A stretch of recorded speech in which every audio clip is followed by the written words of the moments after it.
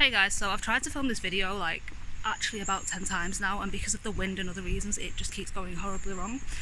So, you know, hopefully a millionth time lucky. But as you can tell from the title of the video, I was supposed to be attending Manchester Crown Court today to observe the case, a case regarding a grooming gang. Now that didn't happen, which is why I'm making this video. That didn't happen. I was supposed to go with a guy called Billy from PAG. He works in child protection and things like that, all off his own back, does really great work, and you know, we organised going to it. So he's there, I say, oh, shall I come down?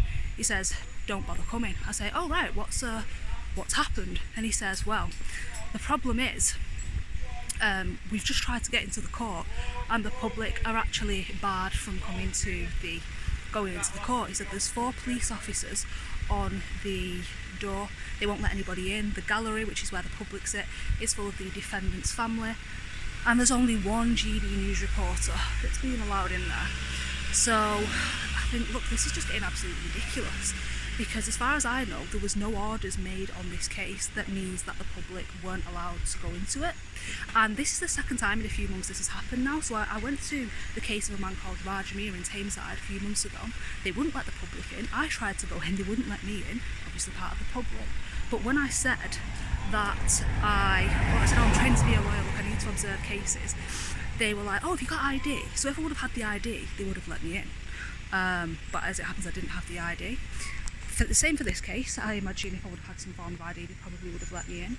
But the problem is with this is, like I say, courts can't make certain hearings and cases private. So the family court, because of the nature of these kinds of cases, means that the hearings and trials are held in private. And for other types of cases, courts can do the same, and this can also put anonymity orders on and make sure that like the identity of certain individuals can't be released, like they did with the James Bulger case. So they can do that, but in this case it's just that they've decided that they just don't want the public in there. And in England, in Britain, people think we don't have a constitution, but we do have a constitution. We have an uncodified constitution, and the central principle to this uncodified constitution is something called the rule of law, which contains principles such as accountability before the law, equality before the law. And we have this concept called open justice, which is that the courts are open. Anyone can go and observe them, so that the courts basically are held to account and can't be doing things that they're not supposed to be doing, and it's illegal and it's unlawful. So the fact that they're keeping people away from these cases, well, first of all, you look at the types of cases that they're keeping people away from, and that's fishy. The fact that they've not even got any kind of orders on them and they're just deciding that, oh, we just don't want people in these cases, as far as I'm concerned, is completely unlawful and completely unconstitutional.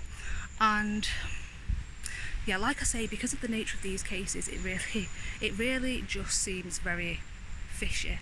I mean, with the grooming gangs, people who are watching this, well, if anybody does watch this who isn't really into this type of thing, like into politics and law, but you know, they might be thinking, oh well, you know, it's fine. We've seen and heard about the grooming gangs in the BBC, and we've seen about it in the Mail Online, and weren't a couple of officers sacked and didn't they resign? So it must be sorted now. No. I've been saying continuously, people like Maggie Oliver and others have been saying continuously, just because this has been, you know, in the public domain. Even, you know, there's been the Operation Augusta report, the Rotherham report. Just because that's happened, absolutely nothing has changed. That was all for show. That was all theatre. That all happened, but you know what's still happening? The rape and trafficking and the covering up and facilitation of it by our authorities, by our police, by our social services is still happening. And what's happening with this case just serves to prove that that is the case. Why would you not let the public into this type of case? Why would you not let them into that? Why, when people try to go to the case of a man who says that he's being politically persecuted, why would you also ban people from going into that kind of trial? Because I can go into any Crown Court now, any county court, and I can just plonk myself in the gallery and just watch the case and nobody will stop me. Because of the concept of open justice, they can't stop me, but they wouldn't try. So why are you trying to stop me and other people observing these kinds of cases? Little bit strange. So I'm thinking this happens more often than we think it does, because well, this is the second time that this has happened now in the space of a few months, but there's no way the media would report on it, and there's no TVs in court, and normal people won't really just turn up to court. So I'm thinking this might warrant a little bit of an investigation, because it's clearly quite commonplace. And I'm wondering if anybody who watches this has had this experience as well, because this is just completely wrong. This is, like I say, in my opinion, it's unlawful.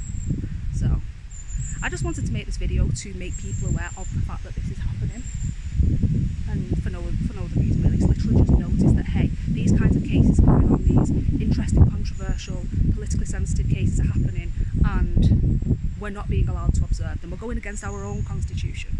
I guess it's kind of like how that report was done and then it didn't really get released, did it? So yeah, that's what's going on, guys. Are we surprised? No. But is it important to document it anyway? Yeah. If you've got any stories yourself, let me know, because I'm genuinely interested to hear about it. And if anybody wants to see my website, that's sort of up now. It's to do with policing law and this type of thing. So yeah, that's below. And if anybody sort of wants to donate to the site as well, that is below. There's like, I've got subscribe start and things like that now. So yeah, take care, guys, and I'll let you know what goes on with this case, because we're going to try and attend the actual trial, the full trial. I'll take some ID and see if that can get us in. It's ridiculous, but yeah, more to come on this case, and I'll probably do an interview with Billy actually, so yeah, like I say, more to come.